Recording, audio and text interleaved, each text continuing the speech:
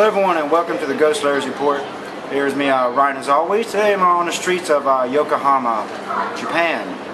Alright, it's that time of year again. It's rice harvest season. And the Fukushima prefectural government this Saturday began checking all bags of rice for radiation in Nihon Matsu. Now Nihon Matsu is the actual area in Japan where the Fukushima former nuclear power plant is. Okay. Now, of course, this comes from Asia One, a news source we're using today, in conjunction with the Daily Yomiuri Shimbun newspaper. It was a media event, so of course some of this was a bit staged, in my opinion, because the Fukushima governor, Yuhi Sato, visited the Nihon Matsu inspection center, and he said, "We want safe Fukushima rice to be delivered across the country." Of course he's going to say that. I mean, he's got the press there, he's got the media there. He's not going to say, you know, "We hope it's going to be okay."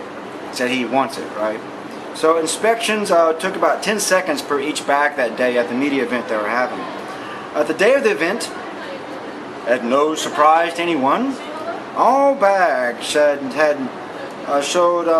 no measurable levels of radioactivity. I say, of course. This was obviously a media event. You have a politician showing up there.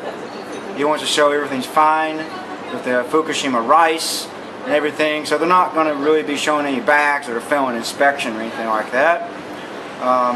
Obviously, these bags were pre-screened to show all the media that everything's fine and going good, right?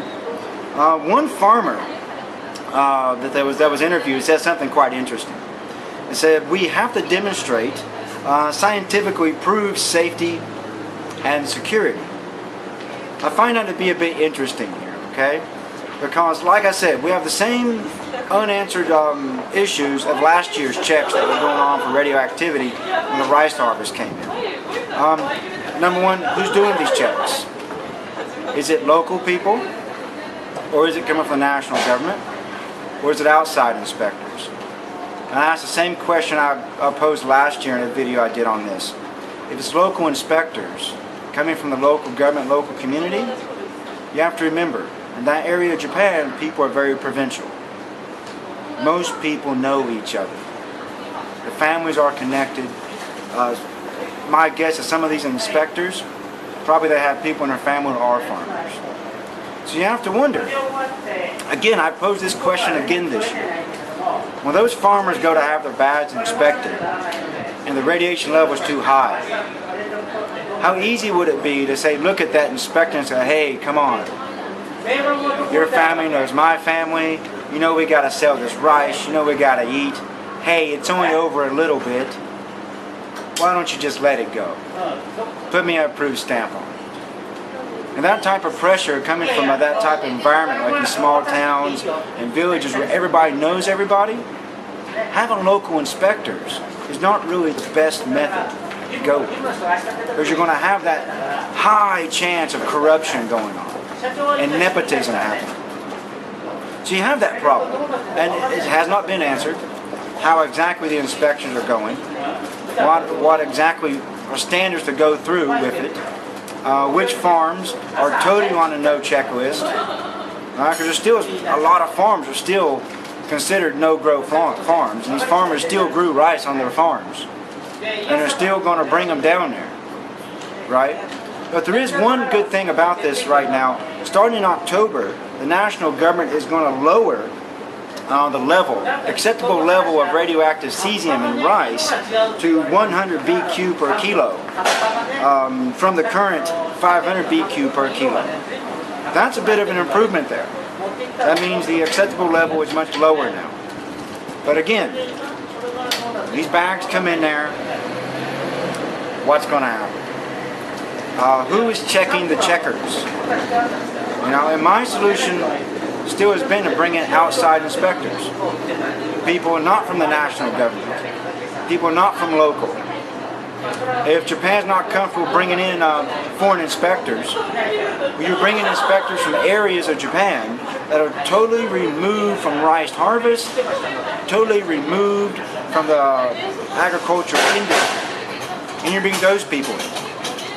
So you at least decrease the chance of corruption. But the best option is to bring in people from outside the country, and radiation experts who can do the inspections, who have no chance of nepotism, no chance of corruption, because they're not directly invested in the country. They're not from Japan. So it's really hard to twist their arm and let them say, oh, let it go through, it's only a little bit over. You know my family, I got to sell this rice. An outside inspector would say, look, I don't know your family, and I'm going to do things fairly here. Your rice don't pass inspection. I'm sorry, we're not going to put this on the market. All right? So that's just a few things to bring up here as we look at this rice harvest coming in. Again, this year, I'm not buying rice harvested in Japan. I did the same thing last year.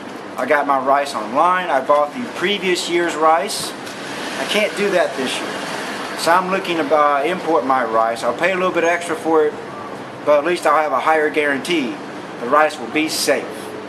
Even if, in Japan they say it passed inspections, like I said, there's still a high chance for corruption through the inspection, so I'd rather get my rice from outside sources.